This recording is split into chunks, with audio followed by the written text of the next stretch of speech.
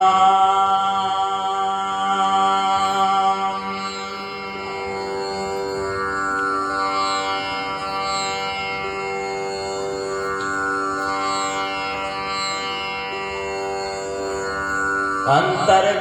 राचे नहीं बाहर करें उजास,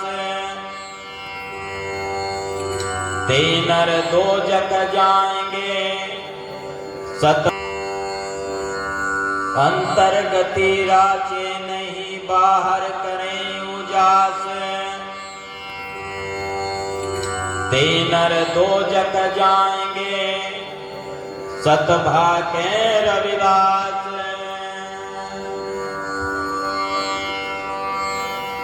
प्रेम पंथ की पालकी रविदास बैठियो आए, साचे स्वामी मिलन को आनंद कहाँ न जाए।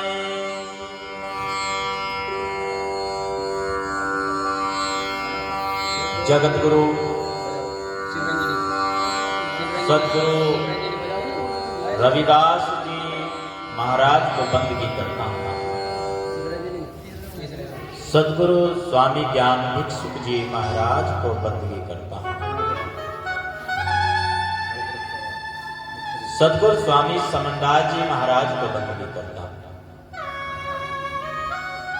तमाम संतों गुरुओं रहबरों को बंदगी करता हूँ।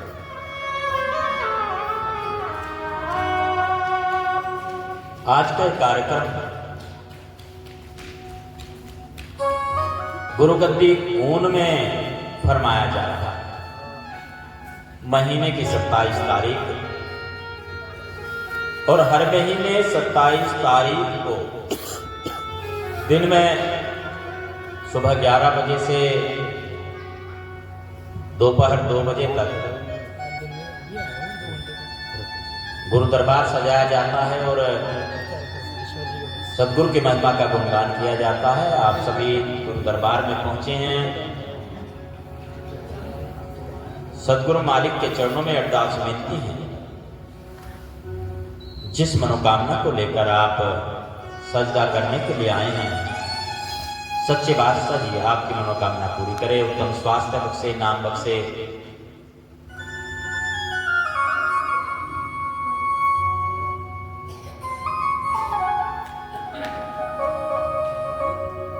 सत्संग की महिमा अनंत है।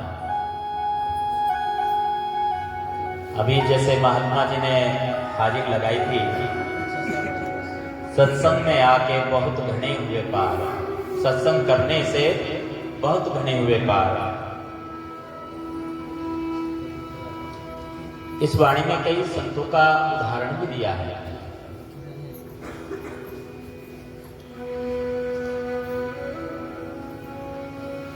सैन भगत का उदाहरण आया।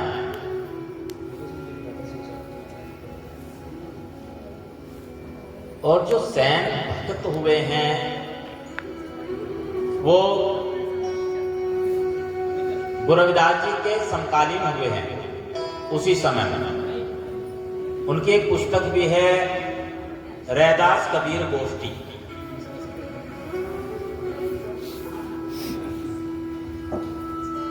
उस समय में सैन भगत जो राजा के यहां पर सेवा करते थे, हज्जाम का काम करते थे वहां, और साथ में चिलम भरने की ड्यूटी भी उन्हीं की थी।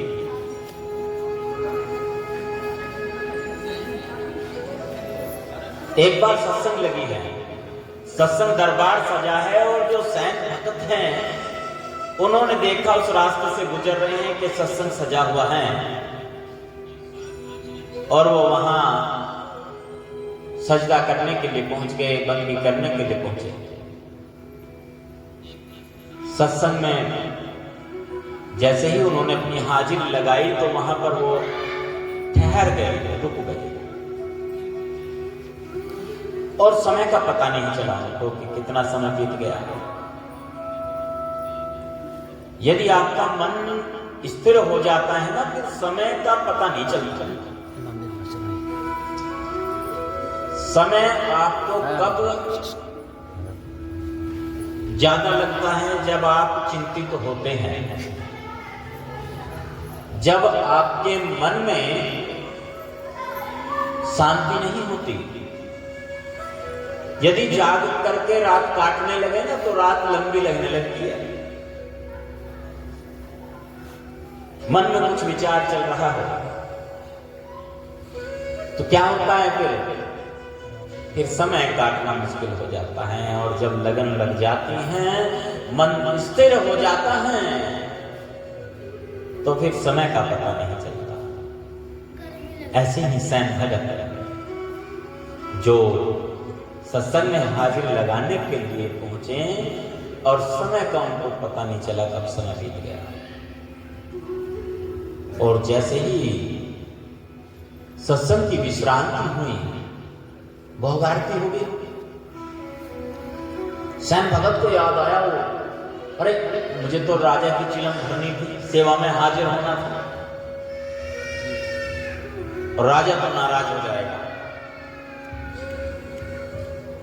भागते दौड़ते सैन भगत दरबार में पहुंचा और वहां जाकर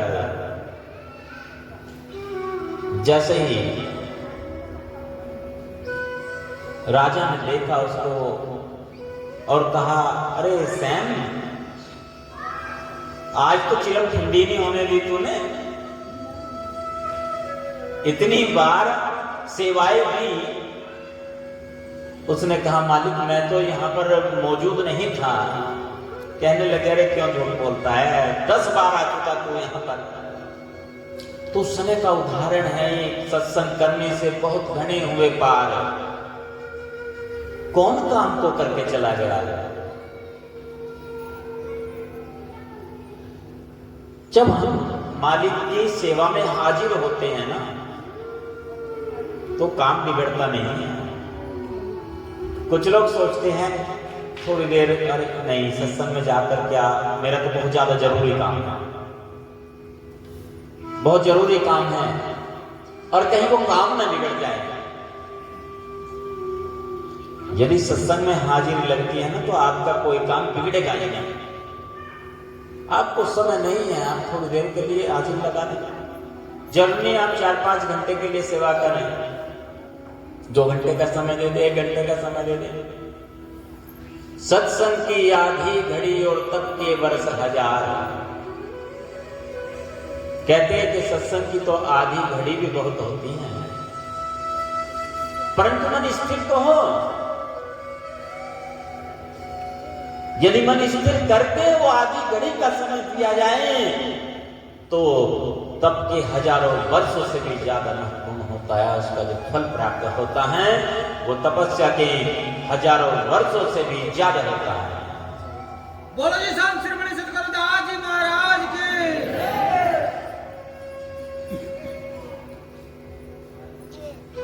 और इसका स्थिर करना मुश्किल हो रहा है। सत्संग करने से बहुत घने हुए पार। सत्संग में हाजिरी लगाए, सत्यों के वचन को सुने, उस पे अमल करें। जैसे आश्रम है, ऐसे ही एक आश्रम है संत जी का। एक सेठ जी रोज आया करते थे,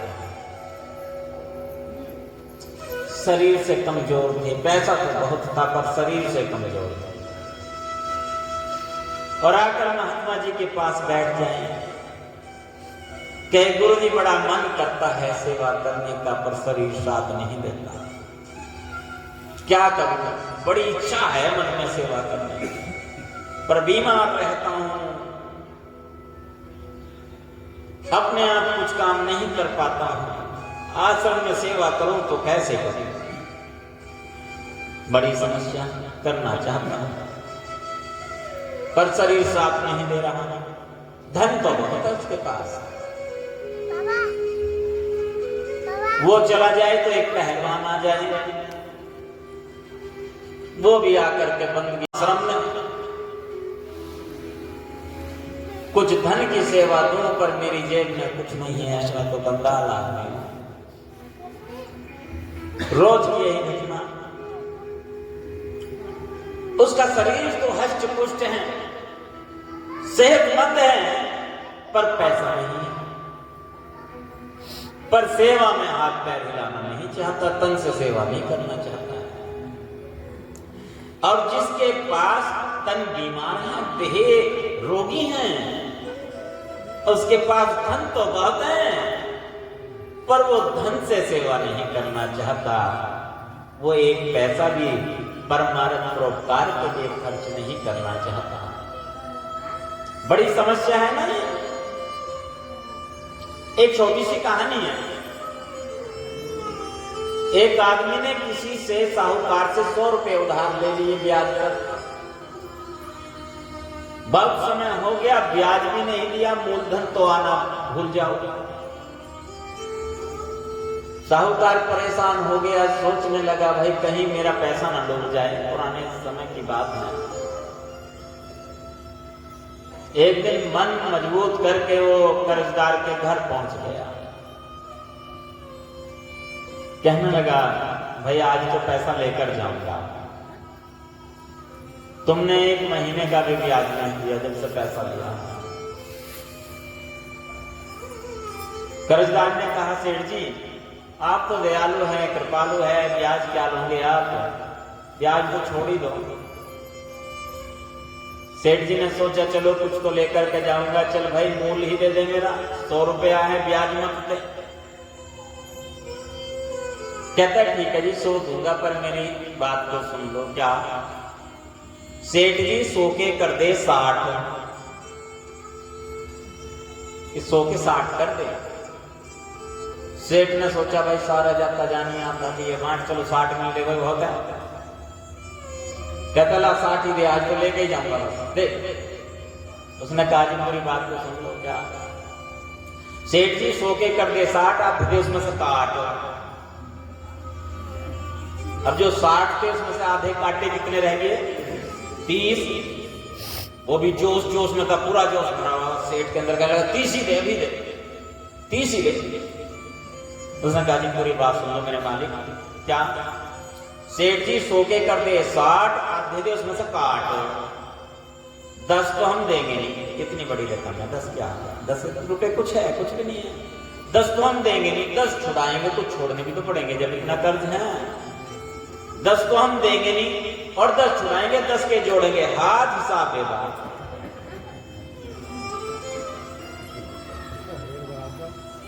ये हीरा जन्म है अनमोल, जो पूंजी उस मालिक ने हमें उधार देकर के भेजी है। यह संसार हाट बनिए की सब जग सोता लाया, चातुर माल सवाया करके, कुछ चौगना कहते हैं, कुछ चौगना करके मूरख मूल गवाया। जो संपत्ति, जो पूंजी उस मालिक ने हमें देकर के भेजी है, हम उसको खर्च कर रहे हैं। क्या हम उसको लौटा पा रहे हैं?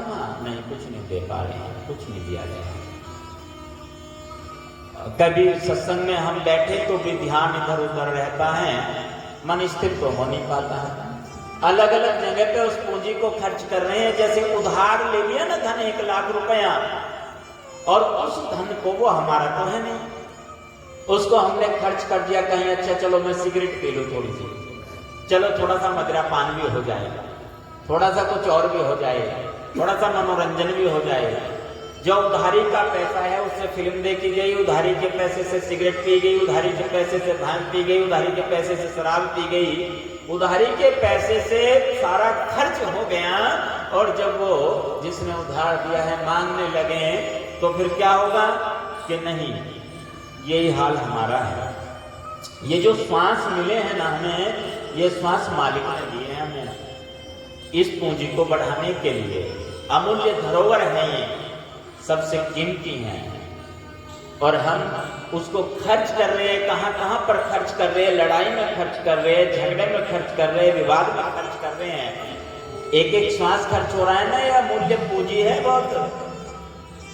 कहता हूँ कहे जात हूँ कहत बजाऊं ढोल, और श्वास जो खाली जात है त्रिलोकी का मोल। बोलो जी संत श्रीमणि सतगुरुदास जी महाराज की। एक श्वास भी खाली चला गया ना, चाहे 3 लोक की संपत्ति दे देना, वो वापस मिलने वाला नहीं है। जो मृत्यु सैया पर पड़ा हो, तड़प रहा हो, बोल नहीं सकता हो, उसके हृदय से देखो क्या महसूस हो रहा है उसे। वो कह रहा है ना, परमात्मा से अरदास कर रहे, मेरे मालिक थोड़ा और मुझे जीवन दे दे, थोड़े और सांस दे दे, मैं परिवार के साथ जीवन बिता सकूं, समय बिता सकूं, अपने बच्चों से बात कर सकूं, अपने रिश्तेदारों से मिल सकूं। एक श्वास के लिए वो कितनी अरदास कर रहा है, कितनी मिन्नतें कर रहा है, पर उसे वो श्वास नहीं मिल रही है। और जब सपोर्ट पे होते हैं ना, वेंटिलेटर पे, मशीन श्वास तो दे रही है, पर वो श्वास समझो अटका हुआ है, मशीन से चल रहा है श्वास, उसका श्वास लेना ना लेना सब बेकार है। और जब मालिक देते हैं ना श्वास, वो ऐसा श्वास देते हैं, ऐसे देते हैं प्राण जैसे ही गर्भ से बाहर आता है, और इसे श्वास आता है, अंदर नहीं आता श्वास। ना किसी मशीन की जरूरत है, किसी उपकरण की आवश्यकता नहीं है, इतनी कृपा उस मालिक की है। और वो पूंजी अमूल्य धरोहर लेकर भी कहां कहां हमने खर्च कर दी। किसी की बुराई करने में उस श्वास को खर्च कर दिया, किसी की निंदा करने में उस श्वास को खर्च कर दिया, अपने अहंकार में उसको खर्च कर दिया, गलत कामों में उसको खर्च कर दिया, बुरे कामों में उस श्वास को खर्च कर दिया, तो फिर क्या उसका लाभ होगा? कुछ नहीं हो पाएगा। सेठ जी के पास पैसा तो बहुत है, पर शरीर से रोगी है, देह रोगी है। कहते जी गुरुजी सेवा करनी चाहता हूं, पर क्या करूं, शरीर साथ नहीं देता। पहलवान के पास सेहत तो बहुत अच्छी है, पर पैसा नहीं है। कहता है गुरुजी दान तो करना चाहता हूं, पर क्या करूं, जेब में कुछ नहीं है, बड़ी परेशानी है। पर वास्तविकता तो ये है, दोनों में से करना कोई नहीं चाहता। और यदि करने की भावना होती, हृदय में करने का मन होता ना, तो फिर जिसके पास धन है वो धन से करता, और जिसके पास तन स्वस्थ है वो तन की सेवा करता, तो कितना अच्छा रहता। तो बंधुओं, आपका एक अपना स्थान गुरुघर है, यहाँ पर प्रयास करें कि तन से भी सेवा करें, धन से भी सेवा करें, अन्न से भी सेवा करें। स्वामी जी का आदेश है, सतगुरु स्वामी समनदास जी महाराज का, संतों का आदेश है, यदि तन को चाहते हैं ना तन निरोगी रहे, तो तन से सेवा करें, अन्न से भी सहयोग करें। आश्रम में जो आपके नजदीकी आश्रम है, वहां पर भी यही आप भाव रखें, और गुरु दरबार में, गुरु नगरी पे भी किसी प्रकार से सेवा और सहयोग करें। अच्छी एक बात और भी है, जो आसपास वाले श्रद्धालु हैं, जो इस स्थान के नजदीकी हैं, उनको चाहिए कि वो बढ़ चढ़कर के हिस्सा लें सेवा कार्यों में। कहने का मौका ना मिले कि भाई कुछ करो आप, और अगर ऐसे कहने की नौबत आ गई तो फिर तो बहुत गलत बात है, फिर तो समझ लो गड़बड़ है मामला। इसलिए कहने का नंबर नहीं आना चाहिए, अपने आप मैदान में कूद जाओ तो ठीक रहेगा। एक कोई भक्त वो एक प्रसंग सुना रहा था, तो उसने अनायास ही फिर कहा, मिल जाए तो दूध बराबर, मांग लिया तो पानी, और वो है रक्त बराबर जिसमें वो खींचा तानी। कह भाई सेवा दे, और वो कह रहा ना जी दूंगा नहीं। महात्मा कह दे, वो कह रहा नहीं जी दूंगा नहीं। और जबरदस्ती करके ले लिया, और मन में उसके बेचारे को दुख हुआ, दर्द हुआ, तो गड़बड़ हो गया ना काम। फिर तो हाथों से दे दिया दान, और मन को कष्ट हुआ, लेता देता दोनों डूबे, दिला दिलाया नष्ट हुआ। अगर कुछ दान कर दिया ना, और वो हृदय में ये लगा, अंदर मन के अंदर दुख हो गया, ज्यादा चला गया मेरे पास से, तो कम देने थे, तो जो गया ना वो समझो खत्म है, जो दिया है वो सब खत्म हो गया। और चाहे आप 1 रुपया दे और मन प्रसन्न करके अच्छा अपना है क्या कुछ? जब आया यहाँ संसार में खाली है मामला। बिल्कुल खाली, मुट्ठी बंद कर रखी, और मुट्ठी बंद जब आकर के ओहो मुट्ठी बंद ही है, खाली है हाथ। और जब जा रहा है जब तब भी खाली है, तब ऐसे है, आया तो ऐसे और गया तो ऐसे, ऐसे खाली है मामला। तो जो यहाँ पर ये चल रही है प्रक्रिया, इसमें यदि लिप्त हो गए कि हाँ हाय पैसा हाय पैसा हाय पैसा, इसमें लिप्त हो गए, लालच के वशीभूत होकर के, लोभ के वशीभूत होकर के, तो क्या होगा? उसमें फंस गए, फिर फंस गए, परमार्थ नहीं किया, परोपकार नहीं किया और गिनती और कर ली। एक बात और है, एक पिछले जगह में मैंने एक प्रसंग सुनाया था। जब हम कुछ देते हैं ना तो हम वो भी करते हैं, अच्छा मेरा नाम होना चाहिए, मेरा ये होना चाहिए, मेरा वो होना चाहिए। एक भगत ने पंखा दे दिया सेवा में, पंखा दिया, पंखे पे लिख दिया प्यारे लाल, पंखा टंगा दिया ऊपर, छत का पंखा है, सीलिंग फैन, प्यारे लाल भेंट करता प्यारे लाल। गर्मी की मौसम आ रही है, एक भक्त आया, चल करके बटन दबाया, पंखा घूमा तो प्यारे लाल भी घूम रहा है। दूसरा भगत और चल करके आया, ज्यादा दूर से आया, उसको ज्यादा गर्मी लग रही थी। उसने कहा भाई 1 नंबर बढ़ाओ, 1 नंबर पंखे का बढ़ा, तो प्यारे लाल का भी 1 नंबर और बढ़ गया, 2 नंबर पे घूम रहे पंखा भी और प्यारे लाल भी। एक भगत और दूर से चल कर आया था, उसको ज्यादा गर्मी लग रही थी, उसने कहा 4 पे कर, 4 पे 4 पे पंखा किया तो प्यारे लाल भी 4 नंबर पे घूम रहा है, पंखे का जो हेलीकॉप्टर बन गया प्यारे लाल का भी। दे रहे हैं ना हम कुछ, तो हम वहां पर अपना अच्छा प्यारे लाल लिखा जाना चाहिए, लिखना चाहिए। अब पता नहीं प्यारे लाल का हेलीकॉप्टर बनेगा ऐसे ही, क्योंकि जो दे रहा है वो तेरा नहीं है, जो दे रहा है वो उसका है, वो मालिक का है। तू आया तो खाली हाथ आया है यहाँ पर, फिर तू देने वाला कैसे हो गया? तू देने वाला नहीं है, देने वाला कोई और है, उसने दिया तब तू दे रहा है।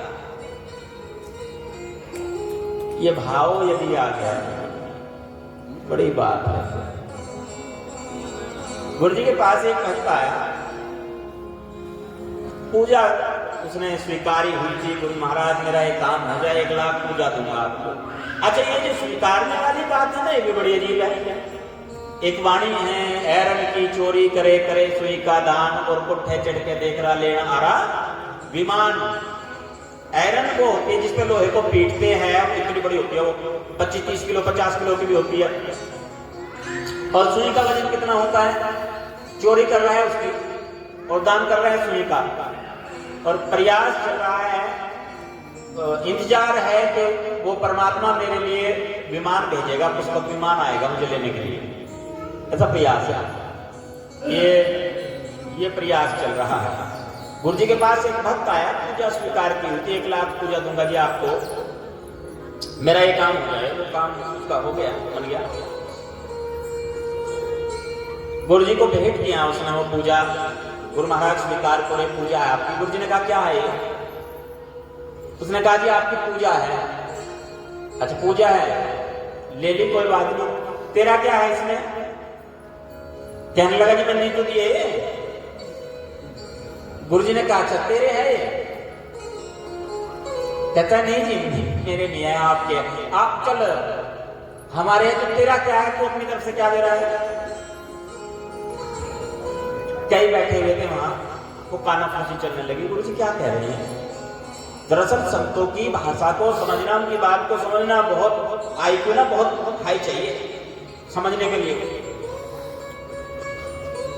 गुरु जी उसको बार बार कहते हैं ये किसी का है ये पैसा, ये सेवा किसकी है? कहते हैं जी आपकी है। अच्छा अच्छा, फिर तो अपनी तरफ से क्या दे रहा है? सिर्फ यही एक बात है जिसको समझना है कि जब हमारा कुछ है ही नहीं,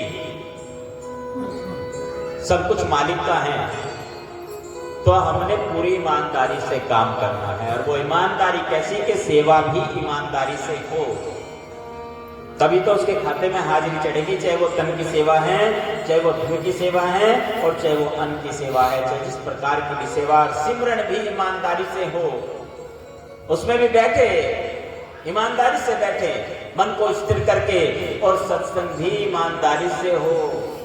ईमानदारी से सत्संग कैसे कि हम सत्संग में जा रहे हैं तो सत्संग में ही जाएं, इधर उधर ध्यान न रखें कोई कहां पर बैठा है, किसने कैसे कपड़े पहने हुए हैं, कौन कहां से है, किसका रंग रूप कैसा है, किसका साइज कैसा है, किसने टोपा ओढ़ रखा है, किसने पगड़ी बांध रखी है, किसने आज पगड़ी नहीं बांध रखी है। उस बात का यदि ध्यान कर लिया तो गड़बड़ हो जाएगा। तो सत्संग में जाना आपका बेकार हो गया। ईमानदारी से, यानी वहां पर ध्यान लगाए, उस कार्य में ध्यान लगाए जिस कार्य के लिए आप जा रहे हैं, गुरु चरणों में ध्यान लगाएंगे तो सारे कार्य भाई, तो सारे कार्य बन गए। गुरुप्यारी साध संगत जी, क्योंकि समय की मर्यादा को ध्यान में रखना है, वो आरती का समय भी हो रहा है, और आज का कार्यक्रम अखिल भारतीय संत शिरोमणि सतगुरु रविदास मिशन रजिस्टर्ड गुरुगद्दी ऊन तीर्थधाम सुब्रताल के तत्वाधान में गुरुविदास आश्रम गुरुगद्दी ऊन में फरमाया जा रहा है। सतगुरु स्वामी समन्दास जी महाराज के पूज्य गुरुदेव सतगुरु स्वामी ज्ञान भिक्षुक जी महाराज की समाधि स्थल पर, चेतन समाधि पर यह कार्यक्रम फरमाया जा रहा है, जहां सभी की मनोकामनाएं पूर्ण होती है। आज आप सभी यहाँ पहुंचे हैं, सभी के लिए अरदास करता हूँ सच्चे बादशाह जी सभी के ऊपर आपकी कृपा दया मेहर बनी रहे। और अगले महीने का जो कार्यक्रम है वो 27 तारीख को, 27 मार्च को फरमाया जाएगा। सभी समय से कार्यक्रम में उपस्थित होंगे जी। इन्हीं शब्दों के साथ सतगुरु रविदास जी, सतगुरु ज्ञान भिक्षुक जी, सतगुरु स्वामी